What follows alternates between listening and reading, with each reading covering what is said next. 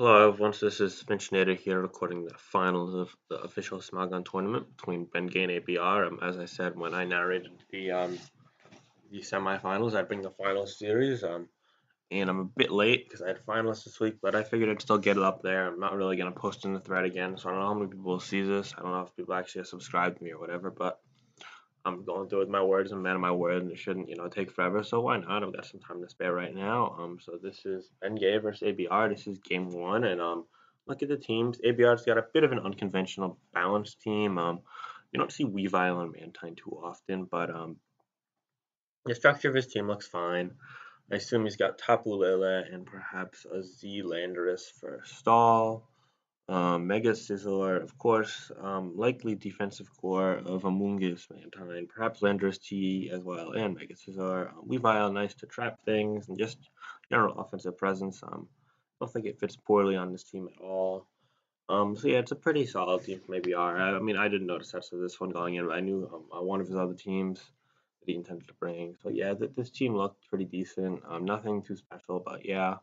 And then Ben Gay brought sort of just a balls to the walls offensive team. He's clearly weak to Tapu Lele because like it 2 KOs and Ochiko's, he's in one hit KOs his entire team. Pardon me. Um, Thankfully, he does actually have a Weavile switch in for offense, which is kind of rare because if you're not running like Mega Mobile on your offense or even like Mega Scizor, which sometimes fits on offense, then you're probably going to be weak to Weavile. So he has that checked at least, but he can still trap the Latios or potentially Protein Greninja while threatening the remaining members of his team. But Tapu Lele is still problematic. Swords Dance Landers can also be problematic, but he has Landers of his own, multiple priority users, a Scarford in Latios, Greninja, or maybe Lando or Coco, but neither of those are very good Scarfers right now, in my opinion. Um, so yeah, I don't think he is like too weak, but I think the matchup simply favors ABR due to the presence of Tapu Lele and just the fact that his team is sort of able to check everything that Bengay has. I mean, a big thing about it is the fact that ABR has Mantine, whereas Bengay has Volcarona, so like that immediately favors ABR because the win condition of Bengay's team is essentially cock blocked until significant damage is done on a Mantine, which implies that ABR either has to misplay or Bengay has to somehow quote unquote get him. I don't know, maybe his Greninja can surprise kill the Mantine with something, Gunk Shot or Double Dark Pulse Flinch or something. I mean, it's not hopeless per se, but it would potentially take a shot in the dark for him to win with Volcarona in the long haul, given the presence of Mantine.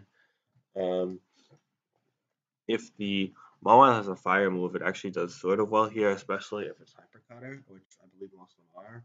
But Landorus T can still check it, and if it lacks a fire move, then Mega Scizor can pivot in, and even potentially Amoonguss can sleep it if Electric Train is not up, and maybe I don't know, Stun Spore and Power Fire alternatively. Tapu Koko just kind of hard walled by Amoonguss, unless it's like fucking Z Nature's Madness, which is kind of mediocre, or just running the Brave Bird set, which is A, not really seen, and B, just kind of bad. Um, the Mantine also walls the Greninja, which is really good for ABR, so the Mantine was a good pick despite it being a conventionally kind of mediocre Pokemon, but still. So yeah, that's something of note. And besides that, there's not much else to say. So let's get into this game. We're gonna put it at normal speed, and we're gonna start. So we're gonna see a Tapu Koko lead for Mengay and a Lando T lead for the ABR side. Really depends on the set. So we're gonna see a reflect here from Bengay, which is kind of an unconventional set, probably the light play variant. It reveals Rocky Helmet Landorus, so it's not Z, so it could be Z Tapu Lele for ABR because there's no other Z Pokemon really.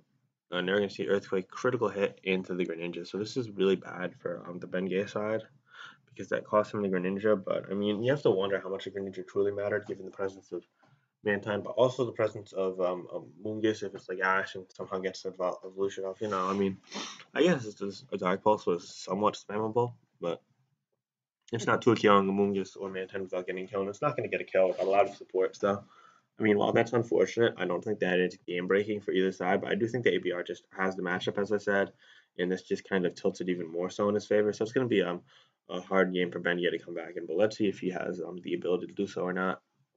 Let's see Latios follow up. Could defog with Stealth Rock or could just try and attack the Tapu Lele or Weavile or Scissor coming in, and we're going to see a defog. So yeah, Stealth Rock is going to be away. and Tabulela is in to threaten the entirety of ABR's team, and Bengay's team rather. Moonblast is going to do crisp 66 damage here. It's going to reveal itself to be Choice Scarf, so I don't know, maybe he has no Z move, but that's fine, because that puts ABR in a 6-4 advantage 5 turns in. Mawile is going to come in here, Tapulela is just going to weaken this with Moonblast to try and get a pivot, and he has no need to keep this given how this game is going. He just needs his defensive core, is Weavile and Lando T, I'd say at this point. So yeah, that's fine. Despite it threatening his team, he just didn't need it. Volcarona is going to come into the Landorus and the Stealth Rock, which is a good play from Ben Gay, knowing that he might not be able to get that many more defogs off. The thing is that the Volcarona can't really do much. He's going to Quiver Dance up, Mantine's going to come on in, and going to wall it. Fire Blast is going to miss, unfortunately for Ben Gay, but it's not doing much over 30%, I'd imagine, 35%. Haze is going to totally cockblock Ben Gay, so yeah, this is looking like it's pretty much quote-unquote over. Scald's going to critical it do 68 to just put Salt in the wound. Giga Drain at +1 is going to do 29, attesting to the fact that it just really can't break Mantine. Haze is going to be the proper play for ABR there, bring him back up to 78% after leftovers too. Volcarona, and we're probably going to see another Scald here doing 35, which is much more like it without the crit. But I mean, what's Ben Gay going to do here? Just Quiver Dance again, or Giga Drain? Yep, 26% only this time. Scald could have killed, but he opted to Haze, which is a fine play in case he went for another Quiver Dance could have lived. But now he's going to switch out here to Latios, probably predicting a Scald. Want to get Defog off. I mean, this game is pretty much over at this point. There's no way Ben Gay can break it. His team was just kind of poorly built, in my opinion, kind of sloppy. Also matched up poorly with the Mantine. So yeah, Defog here as ABR opts to take this opportunity to get his sister in, which is a wise play given that he no longer has Tapu Lele. He doesn't want to risk the Mantine. ABR is going to Mega Evolve here and U-turn, doing 27%, no burn. ABR staying lucky as always, and the Mantine's just going to pivot back in. He could have went to his priority user and Weavile there, also outsped it, but no need. He's going to fire off another Scald. This could be a Choice Scarf Latios, in which case the Scald plus burn wearing it down to 32%. No roost, but we're going to have to wait and see that. We're going to see a double switch from Beignet. Mega Mobile, which is a good play, but ABR gets the Scald off. I don't know if he predicted that or just didn't see needs to save it when Volcarona was so low. Now he's going to eat a play rough for 70%. Scald again, not in range, but if he gets a burn in max roll, nope, he does get the max roll, so burn might have killed after that, but I don't know. For you to see Stealth Rock here from the Beignet side, ABR is going to just be there, Mantine 31%.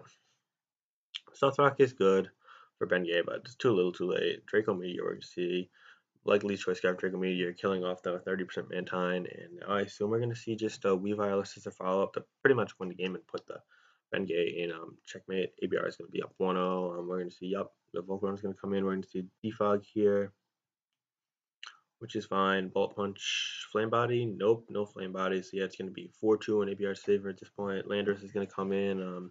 No real way he wins unless he's some wacky Swords Dance Yashi set and ABR like chokes 10 times over. But I don't think that's the case. It's probably going to be the Z user on this team. We're going to see U-turn into Weavile on the Swords Dance, and Ice Shard is just going to end the game pretty much. Killing the Landorus T on turn 25. Let's drop the game in the chat. And then killing the Latios on turn 26, giving ABR a decisive game 1 4-0 victory. As I said before, his team was pretty well built, and it matched up quite well with the sloppy team Beignet used, which I just wasn't very much of a fan of. I think Screen's Tapu Koko is just not worthwhile. I think that the premise of his team is just kind of poor.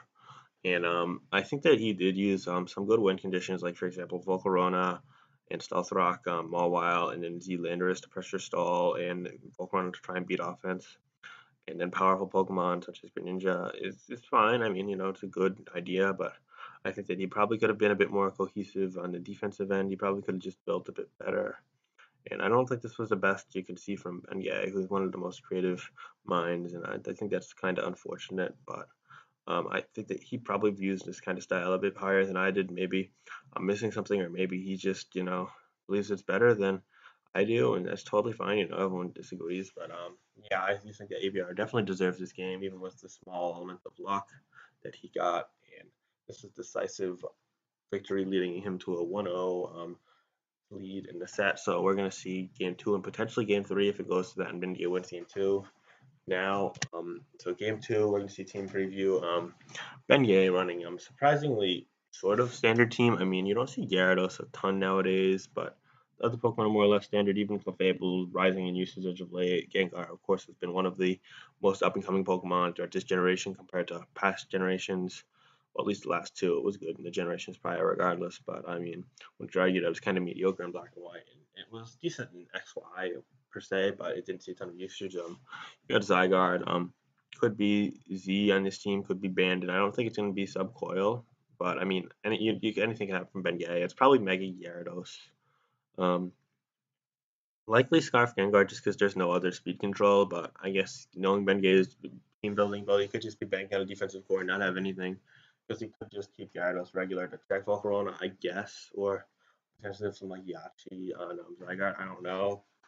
Q-Wave class. I mean, I don't think that Scarf Gengar deals with Volcarona anyway, so he's kind of weak to that. But yeah, it could be any sort of Gengar, but if I had to guess one, it'd be Scarf. Then probably just a defensive core last three. I mean, it could be an offensive Z Celesteela, which actually would make a lot of sense here.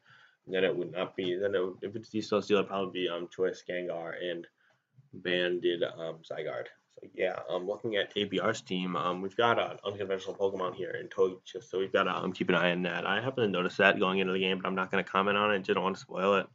We've got Garchomp, Mew, Tangrowth, Celesteela, Keldeo. The middle three, Mew to Tangrowth and Celesteela, likely form a defensive core. I mean, it could be offensive Z Celesteela on both sides, but I don't think that's too likely given ABR's tendencies. It's likely Scarf Keldeo from ABR just because it's sort of a fallback Pokemon. However, he has used Specs in the past round, and I think it's an underrated set. It will be especially even better if Metagross goes. So that's something worth noting. And the Garchomp from ABR's side is likely Stealth Rock. However, it could be Stealth Rock Mew and just no defog, or Stealth Rock defog, which is kind of a rarity, but you know, what are you going to say? Um, so yeah, I'd say it's likely Stealth Rock, could be Z, Garchomp, or it could be just, some breaker set, or it could even be Scarf Stealth Rock. I mean, anything could be expected from ABR, but it's kind of hard to put emphasis on the set analysis. I'd say that um, it's likely some sort of nasty pot, could be Stallbreaker, Togekiss. I don't think it's gonna be like Trick Scarf or something. That would be kind of worthless in my opinion. It wouldn't be worthwhile rather. I mean, it obviously has some worth because it could trick something or it could flinch it into hell and back. But yeah, so let's get into the game because I've put a bit too much analysis into these teams, but it's really hard to say some of the stats, especially on ABR side, given the structure of this team. So yeah, we're going to see lead Togekiss from ABR versus a Gengar from Benyay. Benyay is going to overpredict right off the bat. But I mean, that's actually a good play from ABR if you think about it. Pardon me, stopping the middle of turn one, mid turn two now rather. But I mean, if you think about it, ABR had no reason to really switch because who the fuck Sludge Waves turn one when there's a Celesteela on the other side? I mean, like that was probably the most obvious Celesteela. Telegraph Celesteela and like the history of competitive Pokemon really. So like I think that was a good play by ABR sticking in there, especially since if it's Scarf or really non-spec Sludge, I'm pretty sure it doesn't kill. Getting a paralysis off on the Gengar when you've got no Ghost Resistance is pretty key. So I think it was a good lead by Ben Gay, but I think he probably should have been persistent and stayed in, or at least went to the Celesteela there because I think he just went to Clefable for no reason whatsoever, just predicting. I don't even know because Celesteela is the play there. Like, why would you go to I don't get the Clefable play with at all. I didn't get it at the time either when I was narrating on the Smog on Twitch stream with BDC and Ray Scarface. But yeah, there's no real explanation for that play in my head. But eventually he comes to his senses and goes to Celesteela on turn two, and we're gonna see a nasty pot here, giving +2 Togekiss, and then we're gonna see pretty much the game being broken up, and with a +2 Z and I believe your fire move obviously Inferno Overdrive kills Celesteela. Then Benkei's gonna double out again and ABR is just gonna sit there and Thunderwave because he's got no reason to switch. And then he goes back to Gengar and Air Slash, which makes no sense whatsoever. Probably going for the Curse Body, so that dies. So it's 6-4 with the Paralyzed Clefable right off the bat. We're gonna see the Togekiss outspeed the Gyarados. That's gonna do a KO it after flinching it the first time. See, I don't know what the fuck NEA is doing at this point, but this game's pretty much over. We're gonna see 1,000 arrows from likely Banded Zygarde. Could be Dragon Dance, Adamant, or no Jolly rather. I don't know. I don't know what the Togekiss spread is. It's Dragon Dance. Yeah, it would have 2-killed the Togekiss, but Air Slash, and then he switched out Devastating Drake, which is nice set, but not enough to take out the Tangrowth, which could be mixed or physically defensive. I don't know. Given that damage, probably Rocky Helmet. And then Hidden Power Ice takes out Tangrowth, and it's a 6-2 at this point with only 2 Pokemon remaining, being Ferrothorn and Clefable, and this is pretty much a good game. So Bengay drops good game in the chat on turn 10. ABR says good game. Bengay fourth. That's an ABR wins the battle. So that's a rather anticlimactic ending to the series, to say the least. But ABR was the clear victor. Clearly deserves it in this series at least. I mean, obviously some people are upset that he hacked 100 host Kaido. Some people are upset that Bengay used like baton passes and shit throughout the entirety of the tournament. But I say that these two are pretty much deserving of the final. I said ABR was certainly more deserving of the two in this final series itself. So congratulations to him for the money, the trophy, and just the general, achievement of winning the official Smaga tournament. He's surely one of the better, if not best, Sun and Moon and late Oras OU players. He's really proven himself in the tournament scene as of late, and he's brought some creative, interesting, even innovative teams over the years, stats over the years. So good for him. It's nice to see. It's kind of refreshing compared to the last couple of OSTs, which have been filled with drama, ghosting, recreations, scamming out of round two wins and going on to win the entirety of the tournament. So yeah, that's gonna be it. Just a little mini 3 video series of the finals and semifinals of the official Smaga tournament. I'm finishing it here, and I'm gonna be leaving you at the 60-minute mark. So yeah, peace. It was fun.